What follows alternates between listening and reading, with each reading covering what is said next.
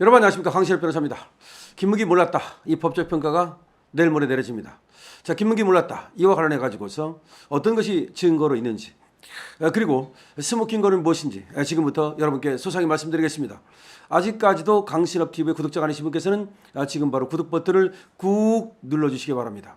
더 좋은 방송으로 보답하겠습니다. 재판에서 이재명은 말했습니다. 하위직 직원들과 채통 떨어지게 사소한 잡담은 하지 않았다. 하위직 직원들과 채통 떨어지게 사소한 잡담을 하지 않았다. 김문기를 한낱 하위직 직원 취급했습니다. 아니, 성남도시개발공사의 개발 1처장이 하위직 직원입니까? 또 하위직 직원하고 얘기하면 채통 떨어집니까? 그러면 성남시에 있었던 하위직 직원들, 그 다음에 성남도시개발공사의 하위직 직원들은 이재명을 갖다가 황제처럼 떠받들고 그냥 서서 기어야 되는 겁니까? 자, 여기서 말이죠, 이재명의 어떤 인식이 드러난 겁니다. 이재명이 어떤 생각을 가지고 성남시장을 했는지, 어떤 생각을 가지고 공직생활을 했는지가 드러나는 겁니다. 자, 여기에 대해서 말이죠, 김문기 씨의 처는 피눈물이 흐른다라고 말했습니다. 제 남편은 죽어서도 얼마나 피눈물을 흘리고 있을까요? 이재명의 말에 모욕감을 느낀다라고 말했습니다. 김문기 씨의 처는 말이죠, 또 이렇게 말했습니다. 실무자였던 제 남편만 살아있다면 남편이 아주 더 상세하게 대장동에 대해서 진술을 했을 겁니다. 김문기 전 처장과 유동규 본부장 진술이 더해지면 그 사람, 이재명 대표는 이미 처벌을 받았을 겁니다. 이것이 바로 김문기 씨의 처가 대장동과 관련해서, 이재명의 범죄와 관련해서 한 말입니다. 자, 김문기 씨 아들은 또 어떤 말을 했는지 아십니까? 김문기 씨 아들은 법정에 증인으로 나왔습니다. 그래서 뭐라고 말했는가? 한성진 부장판사 앞에서 분명하게 말했습니다. 아버지는 저를 무릎 위에 앉혀놓고 직장 일에 대해서 말씀을 해주셨다. 근데 아버지가 말이죠, 7개 팀 중에서 아버지가 이 대장동 개발 사업 팀으로 선정이 됐다.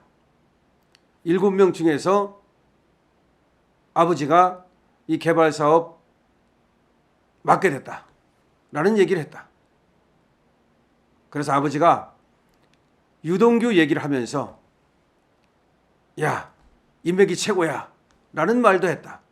즉 유동규의 도움으로 개발사업 팀에서 대장동 맡게 됐다는 얘기를 해줬다. 또 아버지는 성남시장으로부터 칭찬받았던 얘기, 성남시장에게 보고했던 얘기 등을 들려주셨다. 뿐만 아니라 아버지가 이재명의 전화를 받는 것을 여러 번 봤다. 아버지한테 일요일이든 휴일이든 성남시장으로부터 전화가 왔다.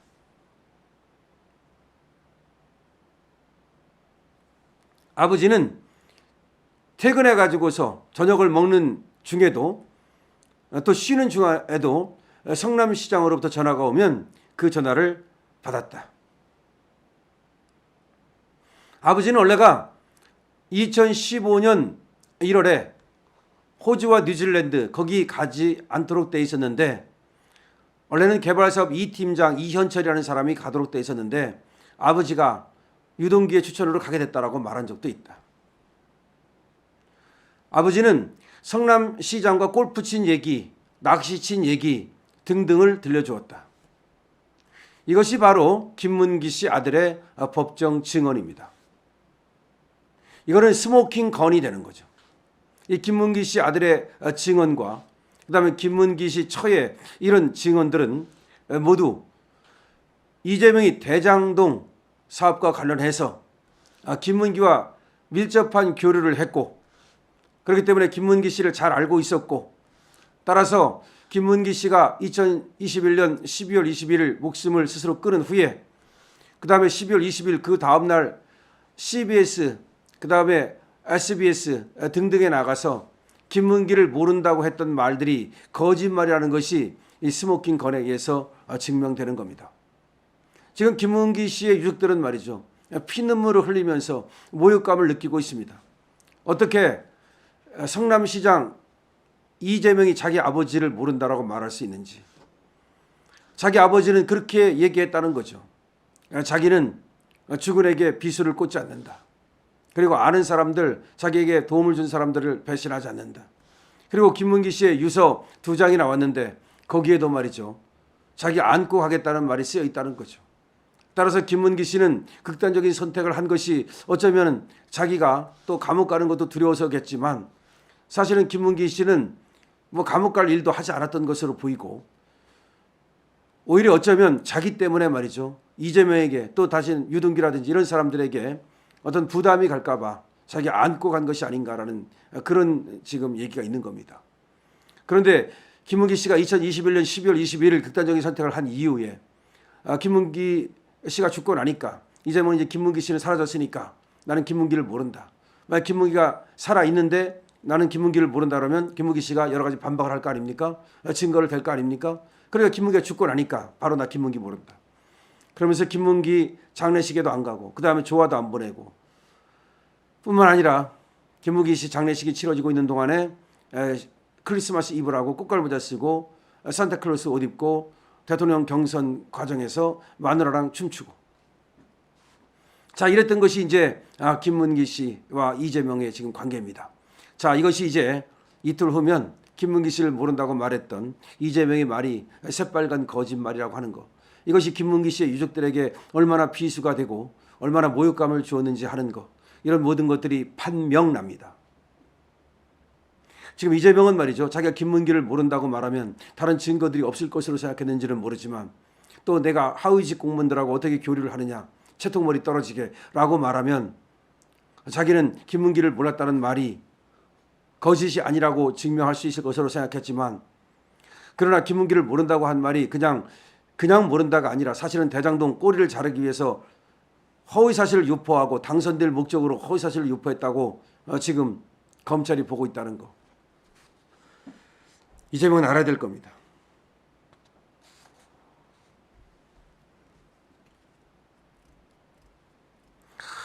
자, 이 김문기 씨를 모른다는 말을 왜 한 건지 조금 더 천천히 말씀을 드릴게요. 2021년 9월에 이때 말이죠. 대장동 개발사업 비리 의혹이 터집니다. 근데 이 대장동 개발사업 비리 의혹이라고 하는 것은 그야말로 대통령 당선 유무를 가를 수 있는 중요한 엄청난 사건입니다. 그래서 김문기와 자기를 그리고 대장동과 자기를 이렇게 선을 가를 필요가 있었던 겁니다. 김문기를 모른다고 해야만 대장동과 내가 관계가 없다는 것을 증명할 수 있다고 봤던 겁니다. 그래서 김문기 씨와의 관계를 갖다가 단절하기 위해서 2021년 12월 22일 그때부터 언론사 4곳과 각각 4차례 인터뷰를 합니다. 여기서 무슨 말을 했느냐. 시장 재직 때는 몰랐다. 하위 직원이라서 기억이 안 난다. 시장 때 만났던 기억은 없다. 시장할 때는 이 사람의 존재를 몰랐다라고 각각 얘기를 합니다. 4군데 나가서 언론사 4군데를 나갔어요. 첫 번째 시장 재직 때는 몰랐다. 두 번째 언론사 하위 직원이라서 기억이 안 난다. 세 번째 언론사 시장 때 만났던 기억은 없다. 네 번째 언론사 시장할 때는 이 사람의 존재를 몰랐다. 이렇게 얘기를 합니다. 이거는 20대 대통령 선거에서 당선될 목적으로 김문기를 모른다라고 거짓말을 한 것이고 허위사실을 유포한 것이고 따라서 2022년 9월 8일 이재명을 기소하기 이릅니다. 그러니까 2022년 9월 8일 기소된 건데 한번 생각해 보십시오. 지금 2024년 11월 13일이니까 무려 2년 2개월 만에 정말 1심이 선고가 나는 겁니다. 여러분 어떻게 생각합니까? 지금 이 공직선거법 기소가 2022년 9월 8일이에요. 지금이 11월 13일이에요. 그러면 2년 2개월 만에 1심을 2년 2개월을 끌었습니다. 바로 이런 것 때문에 이재명이가 그래 유죄 나봐라. 어차피 끌 수 있다. 1심도 2년 2개월을 끌었는데 뭐 2심은 못 끌으리. 그러니까 이렇게 1심이 26개월이 걸리니까 이재명이 2심과 3심을 겁을 안 내는 겁니다. 자, 이번에 유죄 판결을 나는 것도 중요하지만요. 그 다음에 2심과 3심 빨리 진행하는 거 중요합니다. 여러분 이재명의 이 공직선거법 위반 너무나 중요한 거기 때문에 확정 판결 때까지 우리 같이 힘을 모아서 이재명 반드시 깜빵으로 보냅시다. 그리고 이재명 반드시 정치계에서 축출합시다. 강신업 TV입니다.